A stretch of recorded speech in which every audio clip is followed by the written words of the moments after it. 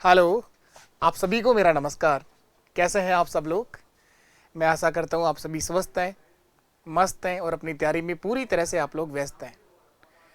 Good morning आप सभी को। गुड मॉर्निंग भाई, राम राम, राधे राधे। आप सभी का, आप सब के अपने परिवार में बहुत बहुत स्वागत और अभिनंदन। हम लोग सीख रहे हैं पोलिनोमियल, बहुपद।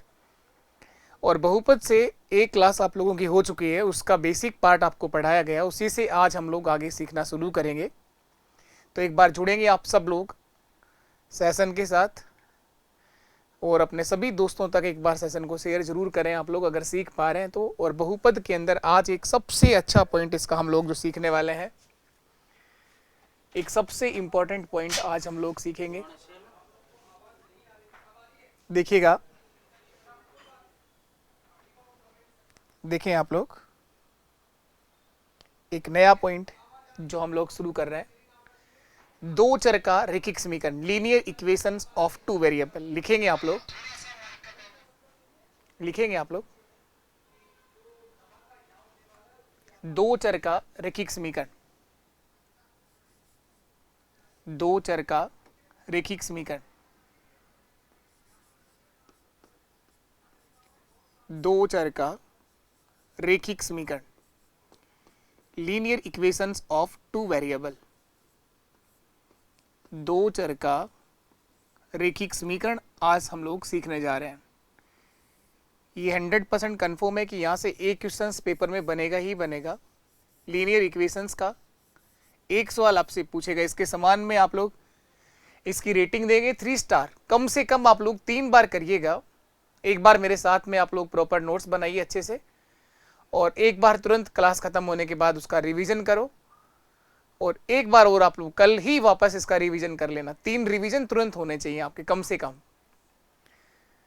तो दो चर का रैखिक समीकरण हम लोग अभी सीखने जा रहे हैं। दो चर का रैखिक समीकरण, linear equations of two variable, linear equations of two variable, दो चर का रैखिक समीकरण।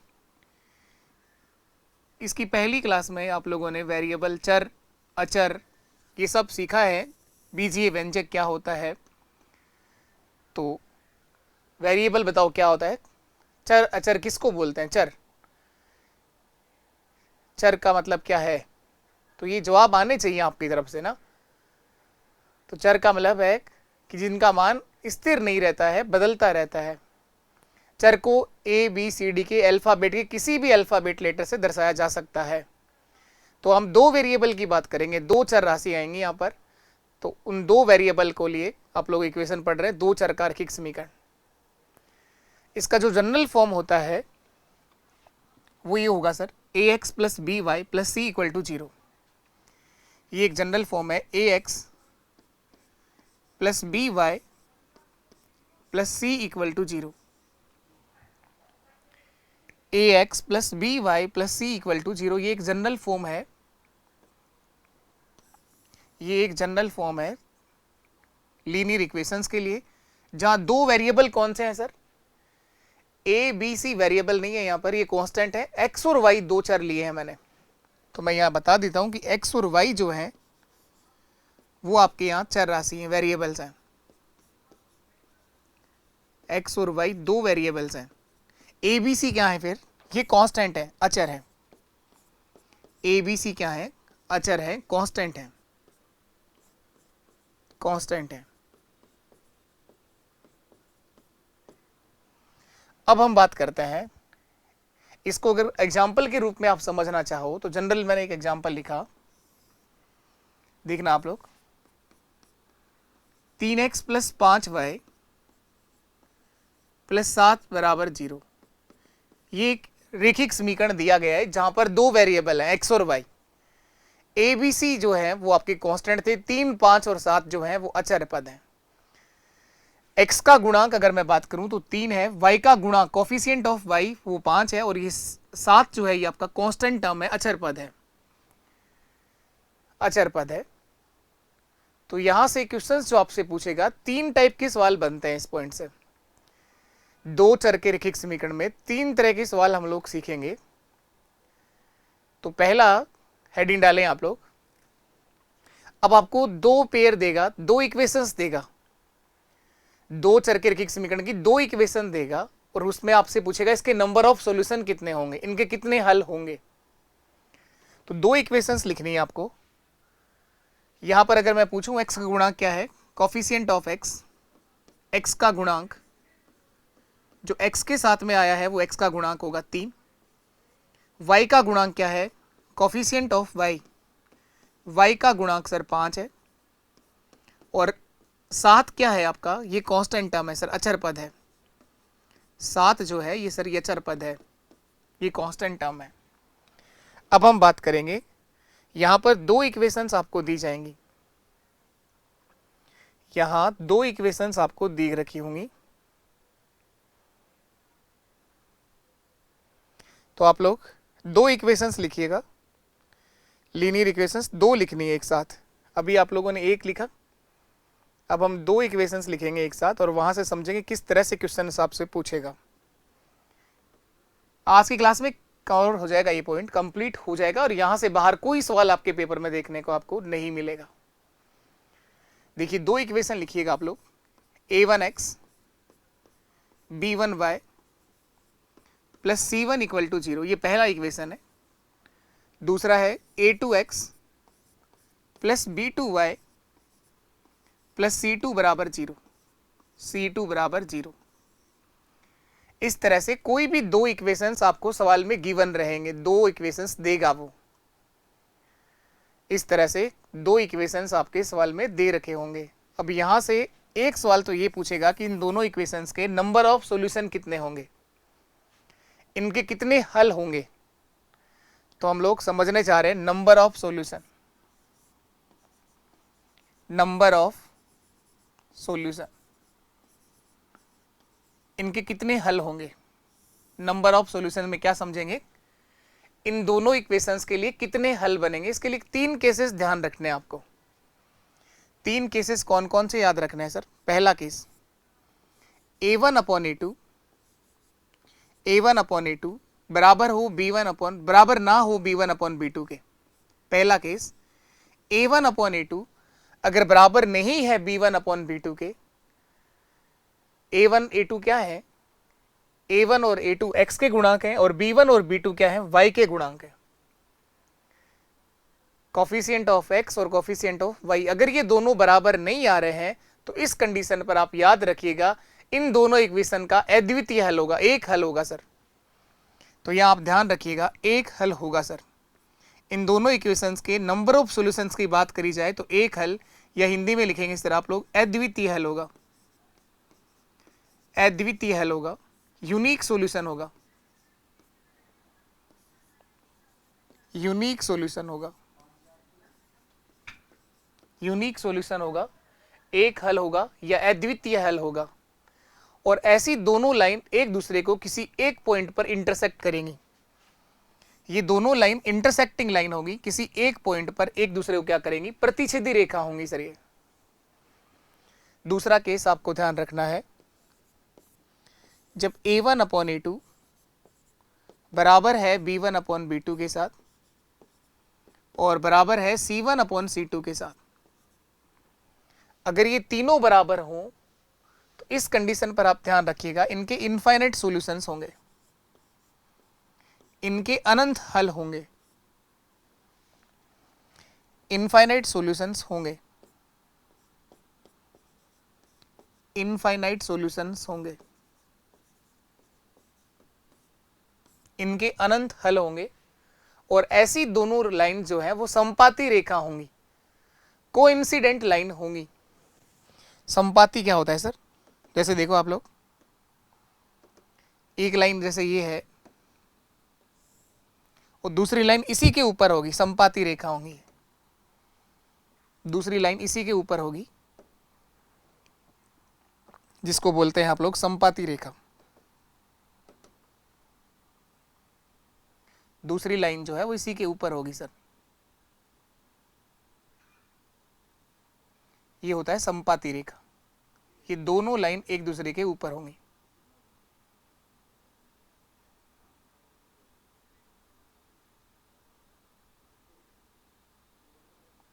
ये दोनों लाइन एक दूसरे के ऊपर ओवरलैप होंगी, इसे कहेंगे आप लोग संपाती रेखा होंगी सर। ये कहा जाता है संपाती रेखा, इसे कहा जाता है प्रतिच्छेदी रेखा, इंटरसेक्टिंग लाइन। तीसरा केस लास्ट आपको ध्यान रखना है, तीसरा केस लास्ट आपको ध्यान रखना है कि जब A1/A2 बराबर हो B1/B2 के साथ और बराबर ना हो वो C1/C2 के साथ, इस केस पर अगर ये कंडीशन बनती है तो इन दोनों इक्वेशंस का कोई हल विद्यमान नहीं होगा, कोई हल नहीं होगा, नो सॉल्यूशन एग्जिस्ट, कोई हल नहीं होगा, कोई हल नहीं होगा, नो सॉल्यूशन एग्जिस्ट, कोई हल विद्यमान नहीं होगा। ऐसी दोनों लाइन समांतर रेखा होंगी, पैरेलल लाइंस होंगी सर। ये दोनों लाइन पैरेलल लाइंस होंगी, समांतर रेखा होंगी। ये दोनों लाइन एक दूसरे के क्या होंगी, पैरेलल होंगी सर, समांतर रेखा होंगी। पैरेलल लाइंस क्या होती हैं सर? दो रेखाएं जो कभी भी एक दूसरे को ना काटें, उनके बीच की दूरी हमेशा समान रहेंगी। इस कंडीशन पर कोई हल विद्यमान नहीं होगा। एक हल कब होगा? जब दो लाइन किसी एक पॉइंट पर इंटरसेक्ट करेंगी। इनफाइनाइट सॉल्यूशन कब होंगे? जब दोनों लाइन एक दूसरे के ऊपर होंगी, संपाती रेखा होंगी, दोनों एक दूसरे के ऊपर लाइन होंगी। तो एक पहला क्वेश्चन तो आपसे यही पूछेगा, दो इक्वेशंस आपको दिए जाएंगे और आपसे कहेगा इनके नंबर ऑफ सॉल्यूशंस कितने होंगे। तो पहले इसी बेस पर एक क्वेश्चन हम लोग करते हैं, फिर दूसरी तरह का सवाल आपसे किस तरह से पूछेगा वो समझेंगे। देखिएगा, तो क्वेश्चंस की शुरुआत करते हैं। ये देखो यहां पे मैंने लिख के दिया है, दो चर वाले रैखिक समीकरण के pair of linear equations in two variable. यही पेयर आप लोगों ने अभी लिखा था, a1x b1y plus c1 equal to 0, a2x plus b2y plus c2 equal to 0। एक हल या द्वितीय हल यानी यूनिक सॉल्यूशन कब होता है? जब a1/a2 b1/b2 के बराबर ना हो और ऐसी रेखाएं इंटरसेक्टिंग लाइन होती हैं, प्रतिच्छेदी रेखा होती हैं।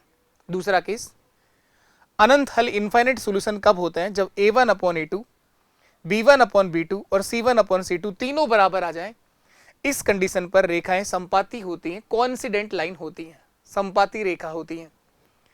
तीसरा केस, कोई हल विद्यमान, नो सॉल्यूशन एग्जिस्ट कब होता है? कोई हल विद्यमान नहीं, a1/a2 b1/b2 के बराबर हो लेकिन c1/c2 इनके बराबर ना हो। ऐसी दोनों लाइन पैरेलल लाइंस होती हैं, समांतर रेखा होती हैं। ये तीनों केसेस हमें ध्यान रखने हैं। क्वेश्चंस देखो सर, क्वेश्चंस इसके ऊपर इस तरह से पूछेगा। पहला सवाल ये समझे, क्वेश्चन फर्स्ट इस तरह से पूछेगा। देखो क्या लिखा है, पढ़ के देखिए आप लोग क्या लिखा है, पढ़िएगा आप लोग क्या लिखा हुआ है। ये इक्वेशंस आपको दे रखी हैं, दिए गए इक्वेशंस के पेयर को देखना है और इनमें से वो पेयर बताना है, वो युग्म बताना है जिसके लिए हल विद्यमान नहीं होगा।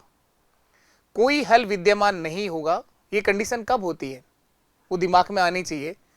कोई हल विद्यमान नहीं सर तब होता है जब दोनों लाइन समांतर होती हैं, जब a1/a2 बराबर हो b1/b2 के और बराबर नहीं हो c1/c2 के। इस कंडीशन पर नो सॉल्यूशंस होता है, कोई हल विद्यमान नहीं होता है और ऐसी दोनों लाइन पैरेलल होती हैं। तो इन चारों में से वो इक्वेशन छांट के बतानी है दो जिनके लिए कोई हल विद्यमान नहीं होगा। तो ऑप्शन पे डिपेंड है सवाल, एक एक ऑप्शन चेक करना पड़ेगा कि इसके कितने सॉल्यूशंस हैं और आपको वो सॉल्यूशन बताना है ऑप्शन जिनके अंदर कोई हल विद्यमान नहीं हो। तो पहला ऑप्शन ए उठाता हूं मैं। a1 a2 जो है वो x के गुणांक है, x के साथ में क्या लिखा हुआ है? कुछ भी नहीं है, इसका मतलब 1 है और यहाँ 3 है, 1/3, 1/3। y b1 b2 जो है वो y के गुणांक है, माइनस का 2 और प्लस का 4, माइनस का 2 और प्लस का 4। c1 c2 यहाँ पर 0 है, उसमें 20 है। तो ये दोनों क्या बराबर आ रहे हैं क्या? ये दोनों बराबर नहीं है सर, ये 2 से कट भी रहा है एक बार और ये 2 बार। 1/3 1/2 के बराबर नहीं होता है। अगर ये दोनों बराबर नहीं है तो अभी अभी समझा है आप लोगों ने, एक हल होगा, अद्वितीय हल होगा। इन दोनों इक्वेशंस का अद्वितीय हल होगा सर, अद्वितीय हल होगा, यूनिक सॉल्यूशन होगा सर, यूनिक सॉल्यूशन होगा। दूसरा ऑप्शन बी देखो आप लोग, a1 का मान 1 है, a2 का मान 2 है, a1 upon a2 1/2, b1 upon b2 2/4, c1 upon c2 1/2। इस बार क्या ये तीनों बराबर हैं क्या? हाँ सर, ये तीनों बराबर है। a1 अपॉन a2 2 से कट रहा है एक बार और ये 2 बार। a1 अपॉन a2 बराबर है b1 अपॉन b2 के और बराबर है c1 अपॉन c2 के। इस कंडीशन पर दोनों लाइन जो है सर वो पैरेलल नहीं, वो कोइंसिडेंट लाइन होती है, संपाती रेखा होती है। वो दोनों लाइन कोइंसिडेंट लाइन होती हैं। यहाँ पर इनफाइनाइट सॉल्यूशंस होते हैं, अनंत हल होते हैं। 3 ही तो लाइनें सीखने की हैं, अभी तक 3 ही सीखी हैं और इतना ही सीखने का था, कर लेंगे धीरे धीरे सारी बातें। इनफाइनाइट सॉल्यूशंस होंगे, इनफाइनाइट सॉल्यूशंस होंगे। तीसरा ऑप्शन सी, सी देखो, a1 का मान 2 है, a2 का मान 1 है, b1 का मान -1 है और b2 का मान -2 है। -1 -2 ये कट जाएगा। क्या ये दोनों बराबर हैं? सर नहीं, ये दोनों बराबर नहीं है। अगर ये दोनों बराबर नहीं है तो फिर वही condition, a1 upon a2 b1 upon b2 के बराबर नहीं है, तो एक हल होगा सर, अद्वितीय हल होगा, यूनिक सॉल्यूशन होगा सर, यूनिक सॉल्यूशन होगा। ऑप्शन डी लास्ट ऑप्शन बचा है, तो इसका मतलब सही आंसर यही आएगा। फिर इसी में ऐसा होगा कि कोई हल विद्यमान नहीं हो। कर भी लेते हैं हम लोग। a1 का मान यही चेक कर लेते हैं, 1 है और a2 का मान 2 है sir, 1/2। b1 upon b2 2/4, 2/4। c1 का मान -5 है, c1 का मान -12 है, माइनस से माइनस कट जाएगा। ये 2 से कट रहा है सर एक बार और ये 2 बार। a1 upon a2 b1 upon b2 के बराबर है, लेकिन c1 अपॉन c2 इनके बराबर नहीं है। यही शर्त होती है जब कोई हल विद्यमान नहीं होता, तो यही होना चाहिए कि a1 upon a2 b1 upon b2 के बराबर हो, लेकिन c1 c2 बराबर ना हो। तो ऑप्शन डी मेरा बिल्कुल सही जवाब है। यहां पर इन दोनों इक्वेशंस का कोई हल विद्यमान नहीं होगा। इस तरह से क्वेश्चन बनता है। और यहाँ एक नहीं 4 सवाल समझे आप लोगों ने। इस एक क्वेश्चन के साथ साथ हम लोगों ने 4 सवाल पूरे कर लिए। तो ऐसी कोई भी 2 इक्वेशंस देगा, इनके नंबर ऑफ सॉल्यूशन पूछेगा या नंबर ऑफ सॉल्यूशन देकर के आपसे इक्वेशन पूछ सकता है। ये पहला तरीका है सवाल को पूछने का, जानने का। चलिए, मैं आशा करता हूं यहां तक आप लोग समझ गए होंगे। फिर भी अगर आप लोग थोड़ा कम समझ पाए हो तो इनको वापस देख लेना, आपके पास रहेगी ये क्लास। दूसरा तरीका सवाल को पूछने का सर ये है। अब देखो यहां पर क्या लिखा है। ये 2 इक्वेशंस दे रखी हैं, 2x + 3y + a बराबर 0, 5x + ky + a बराबर 0। आपसे पूछ रहा है k का मान बताओ जिसके लिए दोनों लाइन पैरेलल समांतर होंगी। दोनों लाइन कैसी होंगी? पैरेलल लाइंस होंगी, समांतर रेखा होंगी। इसका मतलब कोई हल इनके बीच में नहीं होगा, कोई हल विद्यमान नहीं होगा। दोनों लाइन जब पैरेलल होती है तो आपको वो केस याद रहना चाहिए। क्या होगा सर? दोनों लाइन पैरेलल तभी होती है जब a1 upon a2 b1 upon b2 के बराबर आ जाए और c1 अपॉन c2 इनके बराबर ना हो, c1 अपॉन c2 इनके बराबर ना हो। ये शुरू के 2 बराबर कर दो आप लोग और k का मान बता दो कितना होगा। a1 का मान सर 2 लिखा हुआ है, तो a1 की जगह 2 लिख दो। a2 x का गुणा, a2 यहां पर x का गुणांक 5 है sir. b1 upon b2 3/k, ये दोनों बराबर होने चाहिए। इन दोनों को बराबर कर दो, तीसरा तो बराबर इनके है ही नहीं। तो इनको बराबर करने के लिए क्रॉस मल्टीप्लाई कर दो, तिरछा गुणा या वज्र गुणा कर दो अगर k का मान बताना है तो। 2k बराबर 15 होगा सर, और k बराबर 15 का आधा कर दो आप, 15/2, 7.5 हो जाएगा सर ये। या k का मान 7.5 होगा। अगर इस k का मान 7.5 हुआ तो ये दोनों लाइन एक दूसरे के पैरेलल हो जाएंगी। दोनों लाइन एक दूसरे के पैरेलल अगर होती हैं तो उनका कोई हल विद्यमान नहीं होता। कोई भी शर्त दे सकता है ना, ऐसा भी कह सकता है कि दोनों लाइन के कोई हल विद्यमान नहीं होगा तो बताओ k का मान क्या है, और ये दोनों लाइन अगर पैरेलल है तो बताओ k का मान क्या है। तो कोई एक राशि अज्ञात होगी यहां पर जिसका मान आपसे पूछेगा। इसी तरह का एक और क्वेश्चन आप लोग करने की कोशिश करो, पेन चलाओगे, करने की कोशिश करोगे तो सीख जाओगे। वापस वही सवाल है, इक्वेशन बदल दी गई है, इस बार कंडीशन लिखा है जिसके लिए कोई हल विद्यमान नहीं होगा। वही चीज है, कोई हल विद्यमान नहीं है, ये देखते ही आप लोग लिख लिया करो a1/a2 बराबर है b1/b2 के, और बराबर नहीं है c1/c2 के। ये कंडीशन लिख लिया करो। तो देखो a1 का मान सर 2 है, a2 का मान सर 6 है, 2/6। b1 का मान सर माइनस का k है, और b2 का मान सर माइनस का 12 है, c1 c2 के मान 7 और 15 है, 7/15। तो इन दो को बराबर करना है, ये बराबर इनके नहीं होना चाहिए, तो माइनस से माइनस कट जाएगा, क्रॉस मल्टीप्लाई कर दो, तिरछा गुणा या वज्र गुणा कर दो। 6 गुणा 6 के बराबर 24, और k बराबर आ जाएगा 4, 6 4 24, k = 4। k का मान 4 होगा सर, k का मान 4 होगा जिस शर्त पर इन दोनों इक्वेशंस के लिए कोई हल विद्यमान नहीं होगा। k = 4 होगा सर, k का मान 4 होगा।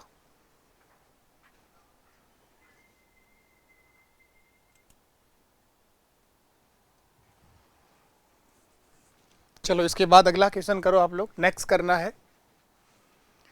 इसके बाद अगला क्वेश्चन करिएगा आप लोग, ये करने की कोशिश करो, k का मान जिसके लिए इन दोनों इक्वेशंस का अद्वितीय हल होगा, यूनिक सॉल्यूशन होगा, तो k का मान क्या होगा बता दो फटाफट, कौन कर पाएगा आप में से। k का वो मान इस बार कहा है सर अद्वितीय हल होगा, अद्वितीय का मतलब एक हल होगा। तो ये जैसे ही कंडीशन देखो ना आप लोग, तो आपके दिमाग में आ जाना चाहिए कि अद्वितीय हल कब होता है। ये विचार आपके दिमाग में आ जाने चाहिए, अद्वितीय हल यानी एक हल कब होता है सर, जब a1/a2 b1/b2 के बराबर नहीं होगा। इस कंडीशन पर इन दोनों इक्वेशंस का क्या होगा, अद्वितीय हल होगा। जब a1/a2 b1/b2 के बराबर नहीं होगा, इस कंडीशन पर क्या होता है सर, अद्वितीय हल होता है। तो ये दो इक्वेशंस आपको दे रखी है, पहला इक्वेशन है 6x - 2y = 3, और दूसरा इक्वेशन आपको दे रखा है kx - y = 2। ये दो इक्वेशंस आपको गिवन है। इन दोनों इक्वेशंस का अद्वितीय हल होगा, ये भी कंडीशन आपको दे रखी है। तो ये शुरू के दोनों बराबर नहीं होने चाहिए। तो a1 का मान 6 है, a2 का मान k है जिसके का मान बताना है, b1 का मान -2 है, और b2 का मान -1 है। इसके साथ में कुछ भी नहीं लिखा हुआ, इसका मतलब 1 है, तो माइनस से माइनस कट गया, और ये दोनों बराबर नहीं होने चाहिए बस। तो मान देखने के लिए k को क्रॉस मल्टीप्लाई कर दो, 2k = 6 होगा, बराबर नहीं होगा 6 के, यानी k is not equal to, k का मान 3 नहीं होना चाहिए बस, ये दो भाग में आ गया। k is not equal to 3, k बराबर नहीं होगा 3 के। ये थोड़ा सा इसके साथ में लिख दिया, स्पेस नहीं दे रखा वहां, k is not equal to 3 होगा ना, k का मान 3 नहीं होना चाहिए, 3 के अलावा चाहे कुछ भी हो जाए, लेकिन k = 3 नहीं होना चाहिए। सर अगर किसी ने k = 3 कर दिया तो गलत हो जाएगा। अगर किसी ऑप्शन में ये लिखा होगा k इज इक्वल टू 3 तो ये गलत आंसर है। अगर k का मान तुम 3 कर देते हो तब तो आपकी इक्वेशन ये बन जाएंगी 6x - 2y = 3, और दूसरा इक्वेशन आ जाएगा आपका 3x - y = 2। तब तो ये दोनों बराबर हो जाएंगे आपके, 6/3 और माइनस का 2/-1। अगर ये 3 कर देते हो तब तो a1/a2 b1/b2 के बराबर कर दिया आपने, ये 3 से कट जाएगा ना 2 बार, 2/1 बराबर 2/1। इस कंडीशन पर तो आपने इक्वेशंस के सॉल्यूशन ही बदल दिए, यहां पर तो कोई हल विद्यमान ही नहीं होगा अगर k बराबर 3 बता दिया तो ये गलती होगी यहां पर। ये वो क्वेश्चंस है जो गलती करवा सकता है चाहे तो। अगर किसी एक ऑप्शन में k बराबर 3 लिख दिया जाए तो मैक्सिमम बच्चा ये गलती कर देगा जल्दबाजी में। k बराबर 3 नहीं होना चाहिए, बस इतना ध्यान रखो। k का मान 3 के अलावा कुछ भी हो सकता है, लेकिन 3 नहीं होना चाहिए। ध्यान रखिएगा, आप लोग ये गलती नहीं करेंगे। k is not equal to 3। चलिए नेक्स्ट बताओ। इन दोनों इक्वेशंस के अनेक हल होंगे, इनफाइनाइट सॉल्यूशंस होंगे। इन दोनों इक्वेशंस के अनेक हल होंगे, इनफाइनाइट सॉल्यूशंस होंगे। तो बताओ इसमें k का मान क्या होगा। तो सॉल्यूशन बताएगा आपको, कई बार कहेगा अद्वितीय हल होगा, कई बार कहेगा कोई हल विद्यमान नहीं होगा, और अब की बार कह रहा है अनेक हल होंगे। तो ये ध्यान रखना है कि अनेक हल कब होते हैं, इनफाइनाइट सॉल्यूशंस कब होते हैं, जब a1/a2 बराबर हो b1/b2 के और बराबर हो c1/c2 के। अगर ये तीनों बराबर आ जाए ना सर, इस कंडीशन पर अनेक हल होते हैं। इसी कंडीशन पर क्या होता है, इनफाइनाइट सॉल्यूशंस होते हैं, अनेक हल होते हैं सर। बस ये ध्यान रखिएगा आप। ये दो इक्वेशंस क्या क्या दे रखी है। पहली इक्वेशन है sir 2x plus 3y minus 5 बराबर 0, और दूसरी इक्वेशन है sir 4x plus ky minus 10 बराबर 0। ये दो इक्वेशंस आपको दे रखी हैं। ये तीनों टर्म बराबर होनी चाहिए इनफाइनाइट सॉल्यूशन के लिए, तीनों के तीनों भाग बराबर होने चाहिए। a1/a2 बराबर b1/b2 बराबर c1/c2 होना चाहिए सर। a1 का मान 2 है, 2/4 बराबर 3/k बराबर माइनस का 5/-10। माइनस से माइनस कट जाएगा, 5 से कटेगा एक बार, ये 2 बार, 1/2। ये भी कितना है 1/2। तो ये 2 तो पहले से ही बराबर दे रखा है, बस इस वाली टर्म को किसी के बराबर कर दो आप, चाहे इन दोनों को बराबर ले लो और चाहे इन दोनों को बराबर ले लो। तो वही क्रॉस मल्टीप्लाई कराइए आप लोग। k गुणा होगा 1 के साथ तो k आ जाएगा, और 3 गुणा 2 कितना हो जाएगा 6। तो k बराबर 6 होना चाहिए। k is equal to 6। k का मान 6 होना चाहिए। अगर k का मान 6 हुआ, इस कंडीशन पर ऐसी दोनों इक्वेशंस के इनफाइनाइट सॉल्यूशंस होंगे। ऐसी दोनों इक्वेशन के इनफाइनाइट सॉल्यूशंस होंगे। चलिए नेक्स्ट क्वेश्चन ये करना है। अगला सवाल ये करिए आप लोग। अगला सवाल ये करना है,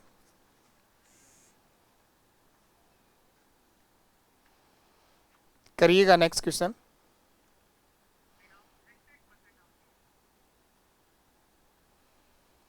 अगला सवाल ये करिएगा आप लोग।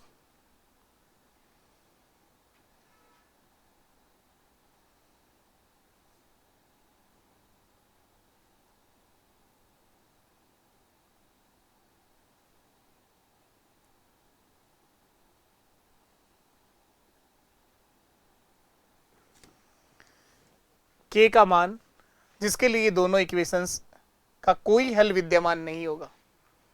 k का वो मान जिसके लिए इन दोनों इक्वेशंस का कोई हल विद्यमान नहीं होगा। बता दो फटाफट क्या आंसर आएगा। k का वह मान जिसके लिए इन दोनों इक्वेशंस का कोई हल विद्यमान नहीं होगा। तो कोई हल विद्यमान नहीं कब होता है, जब a1/a2 b1/b2 के बराबर आ जाए और c1/c2 बराबर ना हो। तो a1 का मान क्या है, ये दो इक्वेशन है 5x प्लस 2y बराबर 3, और दूसरा इक्वेशन है सर x प्लस ky बराबर माइनस का 7। a1 का मान 5 है, a2 का मान 1 है, b1 का मान 2 है और b2 का मान k है। इसे क्रॉस मल्टीप्लाई करिए, तिरछा गुणा या वज्र गुणा करिए। 5k बराबर 2 होगा सर, और k बराबर 2/5 होगा, k बराबर 2/5 होगा, तो k का मान 2/5 होगा सर, 2/5। k बराबर 2/5 होगा सर, k का मान 2/5 होगा। चलिएगा, इसके बाद ये हम लोगों ने कर लिया। अगला सवाल ये करना है। अब ये तीसरा तरीका लास्ट बच रहा है, इसे समझना है। ये तीन ही तरीके के सवाल बनते हैं, इसके अलावा कोई तरीका नहीं है सवाल को बनाने का, इसके अलावा कोई तरीका नहीं है। और यहाँ से 100% कन्फर्म है कि एक सवाल आएगा, और ये भी कन्फर्म है कि आपको भीड़ से अलग करेगा, क्योंकि ये कुछ टॉपिक ऐसे हैं जो हर कोई नहीं पढ़ता है, सीखना चाहता ही नहीं। चाहे कोई कितना ही अच्छे से सिखा रहा हो, लेकिन कुछ एक के दिमाग में तो पहले से ही डिसाइड है, चीज़ प्री डिसाइड है पहले से ही, और हमेशा के लिए डिसाइड है कि ये मुझे आता ही नहीं। जैसे ही उनको एक्स वाई जेड नज़र आता है, उनका दिमाग तो शुरू करने से पहले ही खत्म हो चुका होता है, क्योंकि उनका दिमाग ये कहता है उनको बार बार, नहीं बच्चे तेरे बस की बात नहीं है, तुम इनके लिए धरती पर नहीं आए हो। बाकी ऐसा कुछ भी नहीं है जो आप चाहें और नहीं सीख पाएँ। ये टॉपिक आपके उन बेसिक अर्थमेटिक के टॉपिकों से कई गुना ज़्यादा आसान होता है, एडवांस मैथ्स। इसको लेकिन एक बार टाइम देना पड़ता है। जब शुरुआत में आप पहली बार कभी सीख रहे हो ना, तो मैंने एडवांस मैथ्स हो चाहे अर्थमेटिक को कुछ इस तरह से सिखाया कि ये मानकर सिखाया कि आप 10th क्लास के बाद पहली बार सीख रहे हो। एक एक टॉपिक आपको बिल्कुल बेसिक से एक एक बात आपको सरल भाषा में समझाई है। फिर भी हो सकता है कि मैं आप सबको समझा नहीं पाया हूं। अब आपके पास रास्ते हमेशा दो रहते हैं खुले हुए। अगर आप लोग सीखना चाहो, फिर भी अगर आपको थोड़ी बहुत बात कम समझ में आई हो तो वापस देखा करो उनको। भागने से नहीं सीख सकते आप लोग, भागने से कभी भी आप चीजें आसान नहीं बना पाओगे। तीसरा तरीका लास्ट जो है सर हमारा, वो ये है जो आपके सामने है। इसे समझना चाहेंगे कि इस तरह से क्वेश्चन पूछेगा। ये दो इक्वेशंस दे रखा है, इसके पूछा है 2x माइनस वाई का मान क्या होगा। तो x और y का मान निकालना सीखेंगे हम लोग, कैसे मान निकालते हैं, x और y का मान निकालना सीखेंगे। ये दो इक्वेशन क्या क्या है, 8x माइनस 9y बराबर 20, और दूसरा इक्वेशन है सर 7x माइनस 10y बराबर 9। ये दो इक्वेशंस आपको दे रखी हैं। मैं इसके अलग अलग दोनों तीनों तरीके जो बचपन में कभी सीखे हो आप लोगों ने वो सिखा देता हूं, उनमें जो बेहतर लगे आप लोग उस पर काम कर लेना।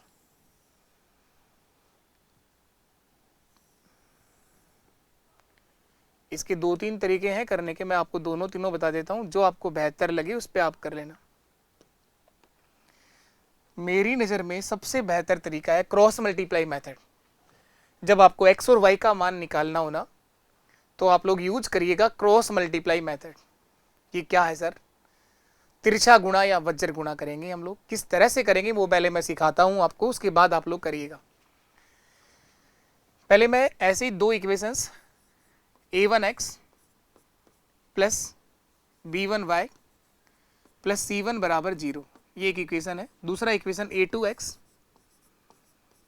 प्लस b2y प्लस c2 बराबर 0। x और y का मान ज्ञात करना समझ रहे हैं हम लोग। एक लास्ट बात बच गई है, x व y का मान ज्ञात करना। एक लास्ट आखिरी क्वेश्चन समझाना रह गया है, और मैं आपको ये सिखाने चाह रहा हूं। जो सबसे पहली विधि हम लोग समझने जा रहे हैं वो है क्रॉस मल्टीप्लाई मेथड, वज्र गुणा विधि, या तिरछा गुणा या वज्र गुणा, क्रॉस मल्टीप्लाई मेथड।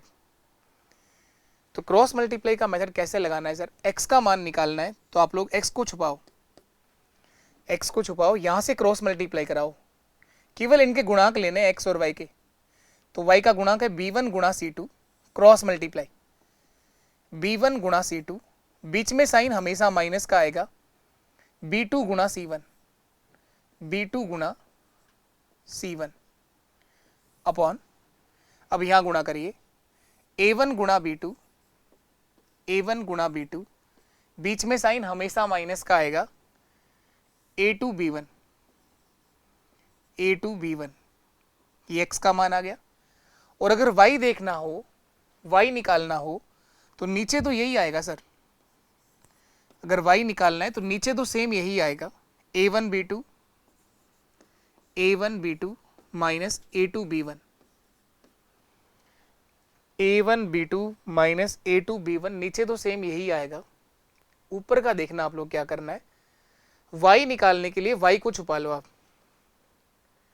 यहां से गुणा करना है, c1 गुणा होगा सर a2 के साथ, c1 गुणा होगा a2 के साथ, तो c1 a2 लिख दो चाहे a2 c1 लिख दो, बात एक ही है, c1 गुणा होगा सर a2 के साथ माइनस, अब यहां से गुणा होगा a1 c2 या c2 a1, जो भी लिखना चाहो उससे कोई फर्क नहीं पड़ेगा, लेकिन गुणा यहां से शुरू होगा, जस्ट इसके आगे से, c1 a2 minus a1 c2 या c2 a1, जो भी आप कहें, माइनस c2 a1, बीच का साइन ध्यान रखिएगा हमेशा माइनस में लेना है, बीच का साइन ध्यान रखिएगा हमेशा माइनस में रखना है।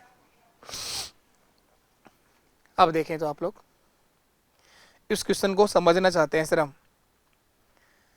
क्रॉस मल्टीप्लाई मेथड से, समझिएगा आप लोग, ये बराबर से आगे जो 20 लिखा है इसको पहले लेके आओगे तो सर ये माइनस का हो जाएगा, इसको इस तरह से लिख सकते हैं 8x माइनस 9y माइनस 20 बराबर 0, क्या ये सही है क्या? प्लस वाली संख्या जब बराबर से पहले आती है तो वो माइनस की हो जाती है, सही लिखा है। दूसरा देखो ये क्या लिखा हुआ है, 7x माइनस 10y माइनस 9 बराबर 0, इन दोनों को बराबर से पहले लेके आ गया। अब देखिए सर x का मान निकालना सिखाया आपने, कहा क्रॉस मल्टीप्लाई कर दो, तिरछा गुणा कर दो, वज्र गुणा कर दो, x निकालने के लिए एक बात सिखाई, x को छुपा लो आप, यहां से गुणा कराओ, 9 गुणा 9 81, लेकिन ये भी माइनस का है और ये भी माइनस, तो माइनस और माइनस क्या हो जाएगा प्लस 81, बीच में साइन माइनस का आएगा, 20 गुणा 10 200, और माइनस गुणा माइनस क्या होता है प्लस, माइनस की संख्या जब माइनस से गुणा होती है तो साइन किस में आता है प्लस में, ये ध्यान रखिएगा आप। तो माइनस 20 गुणा माइनस 10 कितना हो जाएगा प्लस का 200, लेकिन बीच का साइन माइनस का है तो माइनस 200 बटे नीचे क्या आएगा 8 गुणा 10 80 माइनस का 80, प्लस की संख्या अगर माइनस की संख्या से गुणा हो रही है तो आंसर किस में देगी, वो माइनस में देगी। तो 8 गुणा 10 80, ये गुणा किया है, अब इनको गुणा कर दो, 7 गुणा 9 63 माइनस का 63, लेकिन बीच में साइन पहले से ही माइनस का आता है इसलिए माइनस गुणा माइनस क्या हो जाएगा प्लस का 63। अब देखो ऊपर क्या बचा, 200 में से 81 घटाओगे 119 बच गया सर,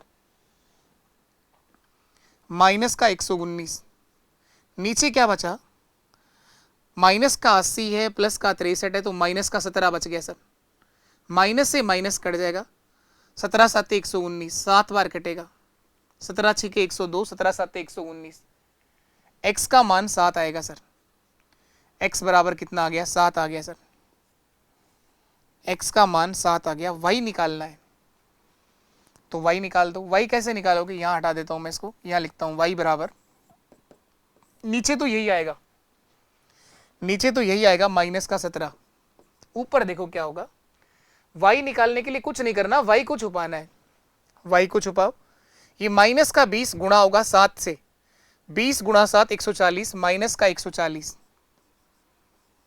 बीच में साइन माइनस का पहले से लगा के बैठ जाओ।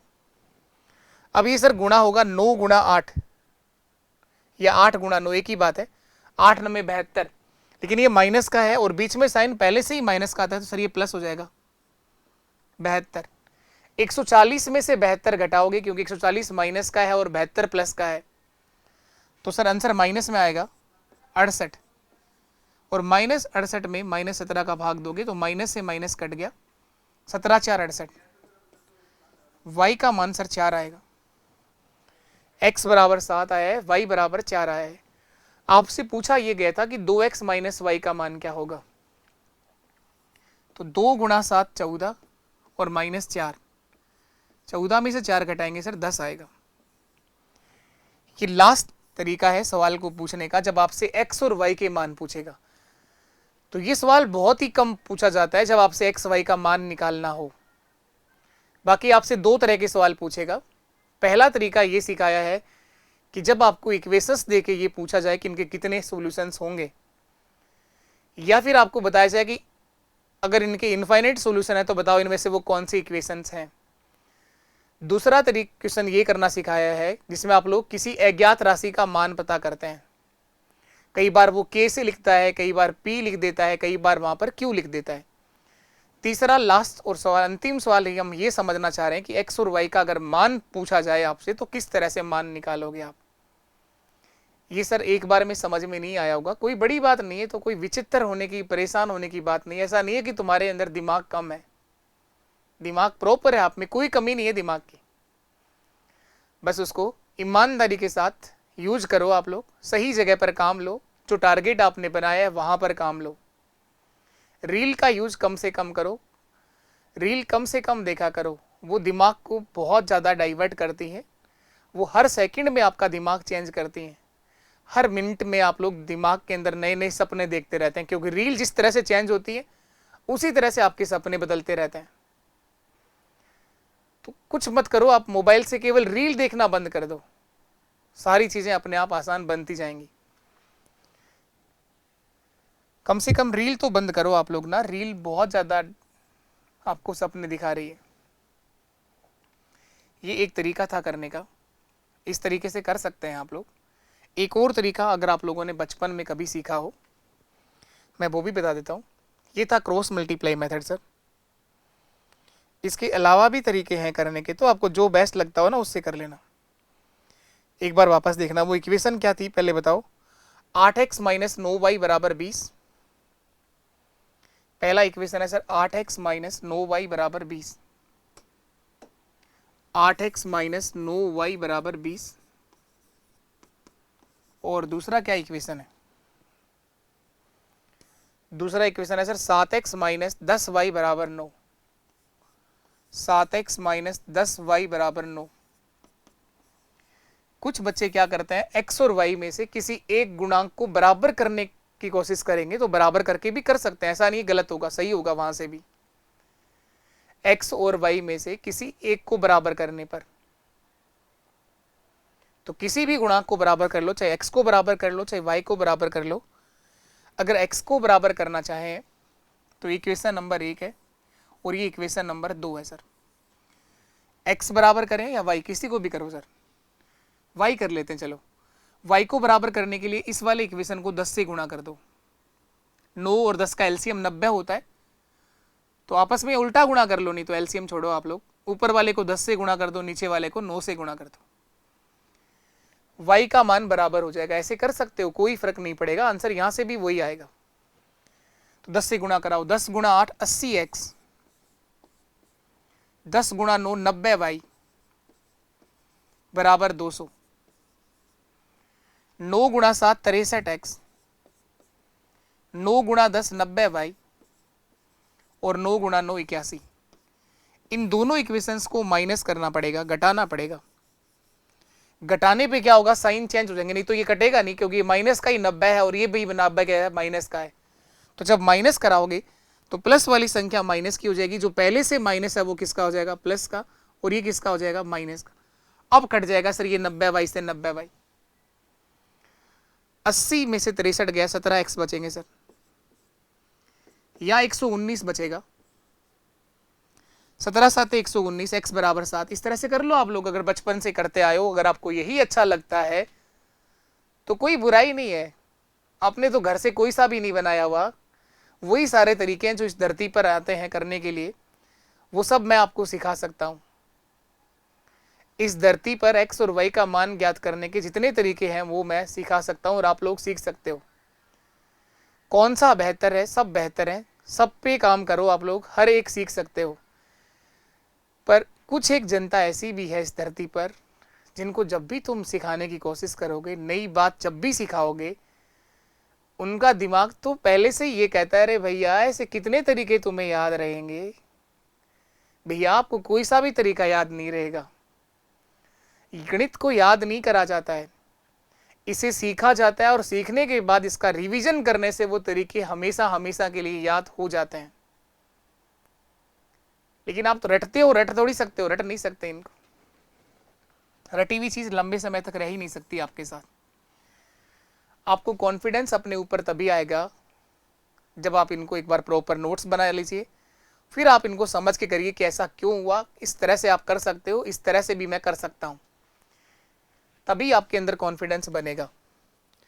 अब x का मान निकाल दिया, इस x के मान को चाहे 1 नंबर में रख दो, चाहे 2 नंबर में रख दो, चाहे इसको 3 नंबर दे दो, इसको 4 नंबर कहीं भी रख दो, 1 2 3 4 में कहीं पर भी रख दो, 1 में रख लो, चाहे 2 में रख लो, चाहे 3 में रख लो, चाहे 4 में रख लो, किसी भी इक्वेशन में रख के y का मान निकाल सकते हैं। तो 1 में ही रख देते हैं, चलो आ जाओ, x की जगह यहीं रख देते हैं, x का मान 7। ये क्या इक्वेशन है, 8x माइनस 9y बराबर 20।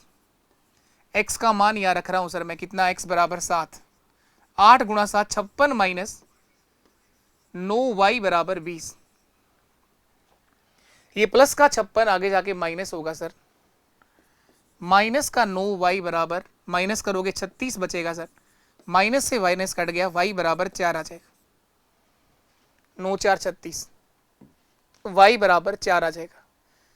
तो मैं ये सिखाने की कोशिश कर रहा हूं कि जिन बच्चों को ये मेथड अच्छा लगता है उनके लिए ठीक है, ये इस पे काम करो आप लोग। और अगर आपका दिमाग गवाही देता है कि क्रॉस मल्टीप्लाई तुम कर सकते हो, तो वो तरीका भी बेस्ट था। बाकी इससे जो आंसर आएंगे वो उससे भी वही आएंगे। एक और बात भी है, समझा चाहो तो आप लोग ऐसे भी कर सकते हो। पहली इक्वेशन है 8x माइनस 9y बराबर 20, 8x माइनस 9y बराबर 20। दूसरी इक्वेशन है 7x माइनस 10y बराबर 9, 7x माइनस 10y बराबर 9। एक और तरीका है, उसे बोलते हैं प्रतिस्थापन विधि। इससे पहले वाली विधि को बोलते हैं विलोपन विधि, और इसे बोलते हैं प्रतिस्थापन। या x और y में से किसी एक का मान निकाल करके किसी दूसरी इक्वेशन में रख दो, x और y में से किसी एक का मान निकाल करके किसी दूसरी इक्वेशन में पुट कर दो। तो देखना, मैं इस 1 नंबर इक्वेशन से 8x माइनस 9y बराबर 20, यहां से x और y का मान निकाल करके दूसरी में पुट कर देना। ये कर लेना आप लोग, इस पर हम टाइम और नहीं देंगे। मेरी नज़र में क्रॉस मल्टीप्लाई मेथड बेस्ट था, जो मैंने आपको समझाया और ये भी सिखाया कि ये बना कैसे है। इसको बोलते हैं वज्र गुणा विधि, क्रॉस मल्टीप्लाई मेथड। और उसके बाद ये वाला मेथड भी ठीक है कि x और y के किसी एक गुणांक को बराबर कर लो, एक मान आ जाएगा, उसी मान को किसी भी इक्वेशन में रख देना, दूसरा मान भी आ जाएगा। ये तरीका भी बेस्ट है।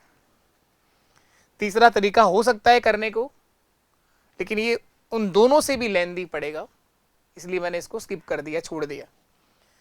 और करिए आप लोग क्वेश्चंस, और करोगे तो सीख जाओगे। ये देखो, अब इस क्वेश्चन को देखो आप लोग, x माइनस वाई का मान बताना है। 2x माइनस 3y बराबर 79 79, x प्लस 6y बराबर 47। इस एक और क्वेश्चन को मैं दोनों ही तरीके से कराऊंगा, फिर आपको जो बेस्ट लगे ना, जो आपको लगे कि ये मेरे लिए बेहतर है, तो आप लोग उसी पर काम करना, फिर वही आपके लिए बेहतर बना हुआ चल जाएगा। आओ देखो, तो पहले मैं सिखाने जा रहा हूं क्रॉस मल्टीप्लाई मेथड। इसके लिए 79 को बराबर से पहले ले आओ, माइनस का 79 हो जाएगा, ये बराबर 0। ये 47 भी माइनस का हो जाएगा, माइनस 47 बराबर 0। अब क्रॉस मल्टीप्लाई कर दो। x का अगर मान निकालना है तो मैंने कहा x को छुपा लो आप, 3 गुणा 47 कर दो। अरे भाई 3 गुणा 50 तो 150 होता है, 50 से 3 कम है तो 9 कम कर दो। 150 में से 9 कम करोगे 141 आ जाएगा सर। अब कई कह रहे हैं 47 का पढ़ा तो आता ही नहीं, 50 का बोलो। 50 गुणा 3 150, 50 से 3 कम है तो 3 गुणा 3 9 कम कर दो। 150 में 9 कम करे तो 141, तो माइनस गुणा माइनस प्लस का 141, बीच में साइन माइनस का ही आएगा, लेकिन माइनस का 79 गुणा होगा 6 से तो माइनस, और ये पहले से ही माइनस है तो प्लस हो जाएगा सर। ये 79 की टेबल भी नहीं आती सर, 80 की बोलो। 80 गुणा 6 कितना होता है, 8 गुणा 6 48, 480। 480, 80 से कितना कम है, 1, तो 1 गुणा 6, 6 कम कर दो। 480 में से 6 कम करोगे तो 474, 474। चेक करना चाहो तो गुणा कर लो, 6 9 54 का 4, 5 हासिल कैरी हो गया, 6 7 42 और 5 47, क्रॉस मल्टीप्लाई किया है। अब यही काम यहाँ कर दो, 6 गुणा 2 12, 12, बीच में साइन माइनस का आएगा, 3 गुणा 1 3, लेकिन माइनस का 3 है तो प्लस हो जाएगा सर। ये जोड़ो, ऊपर कितना हो गया, 4 और 1 5, 7 और 4 11 का 1, 1 हासिल कैरी हो गया, 4 5 और 1 6, 615/15, 615/15, 15 से काट दो, 15 4 60 और 15 एकम 15, एक्स का मान सर 41 आ गया, एक्स का मान 41 आ गया। वाई भी निकालना है तो वाई भी निकालो, ये देखो ये वाई आ गया, नीचे तो यही 15 आएगा, नीचे तो यही 15 आएगा। वाई निकालने के लिए वाई को छुपाओ, 79 गुणा होगा 1 से तो माइनस का 79, माइनस 79, बीच में साइन माइनस का आएगा, और माइनस का 47 का दुगना 94, लेकिन माइनस और माइनस क्या हो जाएगा, प्लस का 94,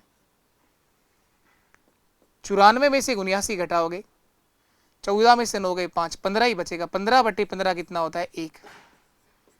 y का मान आ गया सर 1, x का मान आ गया 41, आपसे पूछा गया x माइनस वाई, तो 41 में से 1 घटा दो, 40 आपका आंसर होगा सर, 40 मेरा आंसर होगा,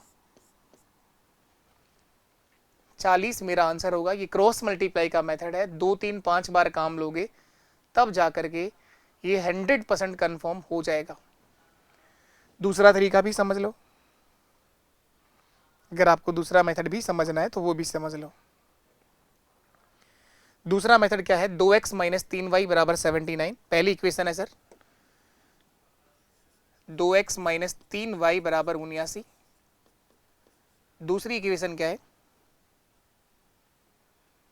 दूसरी इक्वेशन है सर x प्लस 6y बराबर 47, x plus 6y, x plus 6y बराबर 47, ये इक्वेशन नंबर 1 है और ये इक्वेशन नंबर 2 है। इन दोनों में से मैंने बताया कि x और y में से किसी एक गुणांक को बराबर कर लो, किसी भी एक को। सर मैं y को बराबर करूंगा तो केवल ऊपर वाले एक नंबर को 2 से गुणा कर दो, बस इस बार केवल इसको दुगना करना है, क्योंकि मैं जानता हूं दुगना करते ही 6 हो जाएगा और नीचे वाला गुणांक तो 6 है ही। x को बराबर करना चाहो तो केवल 2 नंबर वाले को दुगना कर दो, y बराबर करना चाहो तो एक नंबर को दुगना कर दो। x के गुणांक को बराबर करना है तो 2 नंबर वाले को 2 से गुणा कर दो, y के गुणांक को बराबर करना है तो एक नंबर, किसी कोई भी कर लो, कोई फर्क नहीं पड़ेगा। तो 2 से गुणा करो, 2 का दुगना 4x माइनस 2 गुणा 3 6y बराबर 79, 79 का दुगना कितना होता है, 80 का दुगना 160 और 160 से 2 कम कर दो 158, 2 से गुणा पूरी इक्वेशन होगी, इसको नंबर 3 दे दो, 2 से गुणा पूरी इक्वेशन होगी, ऐसा नहीं है कि केवल इसको गुणा कर दोगे, पूरी इक्वेशन गुणा होगी सर। 2 गुणा 2 4, 2 गुणा 3 6, 2 गुणा 79 158, ये क्या है x प्लस 6y बराबर 47, ये तो वही 2 नंबर है, ये माइनस का है ये प्लस का है, जोड़ दो कट जाएगा, 4x और 1x 5x बराबर 8 और 7 15, 5 4 9 और 1 10, 205, x बराबर 205 में 5 का भाग दे दो 41, x का मान सर 41 आ गया। y निकालना है तो ये कहीं पर भी रख दो, 1 नंबर में 2 नंबर में कहीं भी रख दो, मैं ये मान 2 नंबर में रख रहा हूं, x प्लस 6y बराबर 47, 2 नंबर में x का मान रख रहा हूं, x का मान कितना 41, तो x बराबर 41 रखने पर तो 41 प्लस 6y बराबर 47, तो ये प्लस का 41 माइनस होगा तो 6y बराबर 6 आएगा सर, और y बराबर कितना आ जाएगा 6, y का मान 6 होगा, y का मान 6 आ जाएगा सर, सॉरी 6 में 6 का भाग 1 आएगा, 6 कैसे आ जाएगा भाई, 6y बराबर 6 तो y बराबर 1, x बराबर 41, यही मान आए थे थोड़ी देर पहले, चेक कर लो आप लोग, यही तो निकाले थोड़ी देर पहले आपने, यही निकाले, x बराबर 41 y बराबर 1।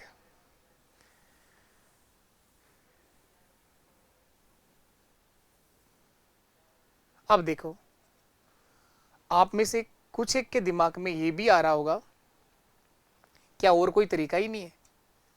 तरीके और भी हो सकते हैं, तरीके और भी कुछ निकल के आ सकता होगा। इन दोनों रिजल्ट को ध्यान से देखो तो कुछ और बन रहा होगा।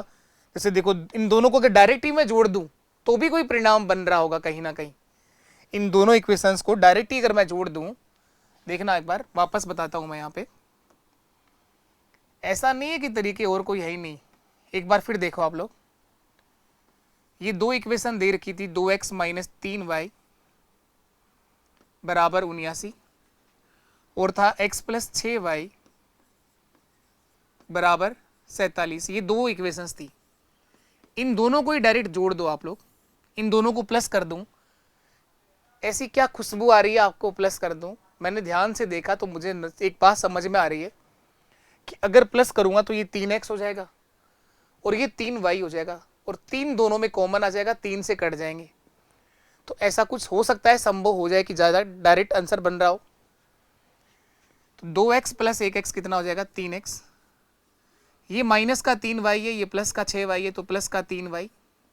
जोड़ा है दोनों को, दोनों इक्वेशन को प्लस कर रहा हूं। 9 और 7 16, एक हासिल कैरी, 7 4 11 और 1 12। इन दोनों में 3 कॉमन आ जाएगा, x प्लस वाई बराबर 126। 3 से काट दो आप लोग, 3 4 12 और 3 2 6। x प्लस वाई का योग 42 आ गया। उसने तो x माइनस वाई पूछा था, पर अगर x प्लस वाई पूछा होता उस सवाल में तो मेरा आंसर 42 आता। x प्लस वाई पूछा होता तो डायरेक्ट आंसर आ जाता कितना? 42। x प्लस वाई का मान 42 होगा। तो देखो उसने क्या पूछा था, उसने पूछा था सर x माइनस वाई। अगर x प्लस वाई पूछा होता तो 41 प्लस 1 42 हो जाता। सर इसे x माइनस वाई बताना है, अब भी हो जाएगा सवाल। ऐसे करते जाओ, तरीके बनते जाएंगे, आंसर अब भी आ जाएंगे। अब क्या करें, ये इक्वेशन नंबर 3 बना दो। इक्वेशन नंबर 2 में से 3 को घटा लो, 2 में से 3 को माइनस कर दो। 2 माइनस 3, 2 में से 3 को घटाने पर 2 क्या है? x प्लस 6y बराबर 47। x प्लस 6y बराबर 47, और 3 क्या है? x प्लस वाई बराबर 42। घटा लो इसको, माइनस कराओगे तो ये कट जाएगा, ये माइनस का हो जाएगा, यहाँ माइनस हो जाएगा। 6y में से y घटाओगे 5y, ये 42 थे, 5y बराबर 47 में से 42 घटाओगे 5, तो y बराबर 1 आ जाएगा। y का मान 1 आ जाएगा।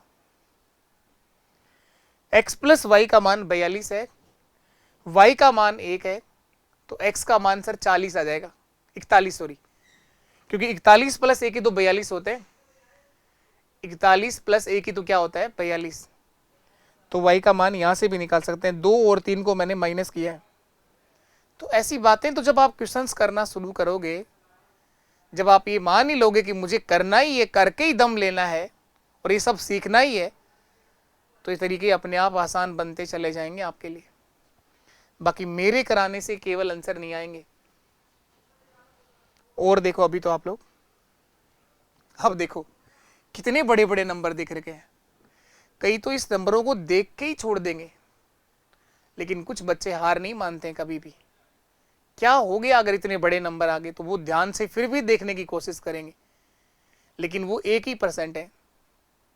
बाकी 99% इतने बड़े नंबर देख करके हिम्मत ही हार जाएगा, ऐसा तो सर नहीं करा ही नहीं था इतने इतने बड़े बड़े नंबर।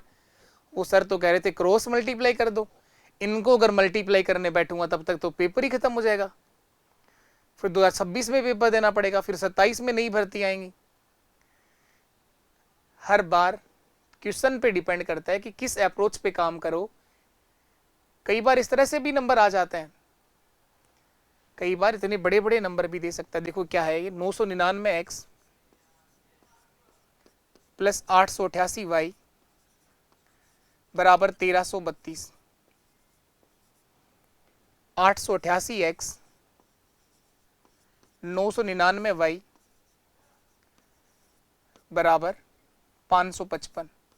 अब इन दोनों इक्वेशन को जब मैंने ध्यान से देखा, लिखा इनको जब, तो लिखते ही एक बात समझ में आ गई कि इन दोनों इक्वेशन में x और y के गुणांक आपस में इंटरचेंज हो रहे हैं।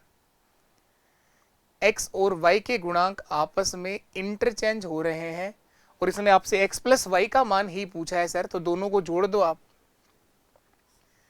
दोनों को केवल प्लस कर रहा हूं, दोनों इक्वेशन को। 9 और 8 17, 9 8 17 और 1 18, 17 और 1 18, 1887 x प्लस यहां भी जोड़ोगे 1887 y बराबर 5 और 2 7, 5 3 8, 8 और 1, 1887 x प्लस 1887 y बराबर 1887 आ गया। इन सब में 1887 का भाग दे दो या कॉमन ले लो 1887,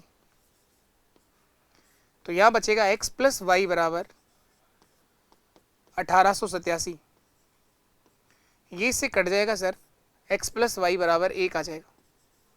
कितना आसान सवाल है, लेकिन नंबर इतने दिख रहे हैं बड़े बड़े से, देख के घबरा जाओ तो घबरा गए भाई।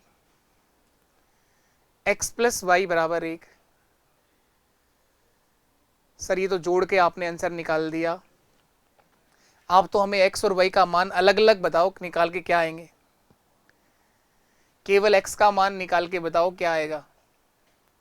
ऐसा सवाल आ रहा है क्या दिमाग में आप लोगों के? केवल x का मान पूछे तो क्या होगा, केवल y का मान पूछे तो क्या होगा। अगर केवल x निकालना हो ना तो भी हम निकाल सकते हैं। इस तरह से तैयार करो अपने आप को कि चाहे कुछ भी पूछे, आप लोगों के पास उसका जवाब होना चाहिए। सर इतना बड़ा तो कराया ही नहीं आपने, कोई बात नहीं, अब करा देता हूं मैं। अब तो कर लोगे पेपर में, इतने बड़े नंबर आ जाएं तो भी। देखो एक खाली पेपर लेके आता है,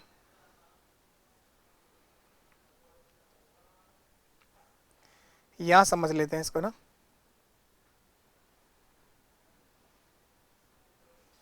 क्या इक्वेशन थी, इसको तो मैं हटा देता हूं। और अभी जो इक्वेशन थी वो क्या थी, 999 x 888 y, 999 x 888 y बराबर 1332। 888 x 999 y बराबर 555। ये दो इक्वेशन थी सर, यही था ना क्वेश्चन? यही था सर। और x प्लस वाई का मान हमसे पूछा गया था सर क्या होगा। अब देखो आप क्या करना है। एक तरीका सीखा कि दोनों को डायरेक्ट जोड़ दिया। अब देखो इन में जो कॉमन मल्टीपल आ रहा है, ये सब कट रही है 111 से। 111 से पूरी इक्वेशन कट रही है, तो इस पूरी इक्वेशन में 111 का भाग दे रहा हूं मैं। 111 का भाग दे रहा हूं। 111 से सर ये 9 बार कट रहा है, तो ये बन जाएगा 9x प्लस 8y बराबर, ये कितनी बार कटेगा 111 से? 111 एकम 111, 111 घटाओगे तो 22 बचेंगे, 222। 111 दुआ 222, 12 बार कट जाएगा। तो ये एक इक्वेशन बन गई, इसको 3 नंबर दे दो। इस वाली में भी 111 का भाग दे दो, 111 का भाग दे दो, तो ये 8 बार भाग जाएगा। 8x प्लस 9y बराबर, ये 5 बार कट जाएगा, इसको नंबर 4 दे दो। ये इक्वेशन नंबर 4 बन गई। ये दो इक्वेशंस आ गई आपके पास, 3 नंबर और 4 नंबर। अब तो छोटे छोटे से नंबर आ गए, अब तो सरल कर लोगे आप लोग। कोई सा भी मेथड लगा दो, चाहे क्रॉस मल्टीप्लाई का लगा दो, चाहे कोई भी मेथड अप्लाई करो, x और y का मान निकाल सकते हो। ये बराबर से आगे लिखा है, इसको इधर लेके आओगे तो माइनस हो जाएगा बराबर 0। इसको बराबर से पहले लेके आओगे तो माइनस हो जाएगा बराबर 0। x का मान निकालना है तो क्या सिखाया, x को छुपाओ और क्रॉस मल्टीप्लाई कराओ। 8 गुणा 5 40, बीच में साइन माइनस का आएगा। 12 गुणा 9 108, लेकिन ये पहले से ही माइनस है, और माइनस गुणा माइनस क्या हो जाएगा, प्लस का 108।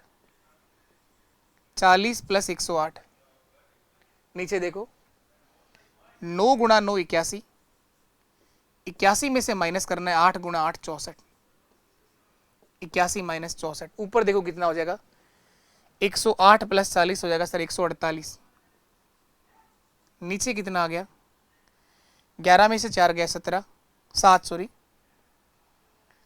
64 और 6 70 10 80, 11 माइनस 4 7, 7 माइनस 6 1, 17 बार कटेगा ही, तो 17 से कट जाएगा क्या, 17 से तो कटेगा ही नहीं,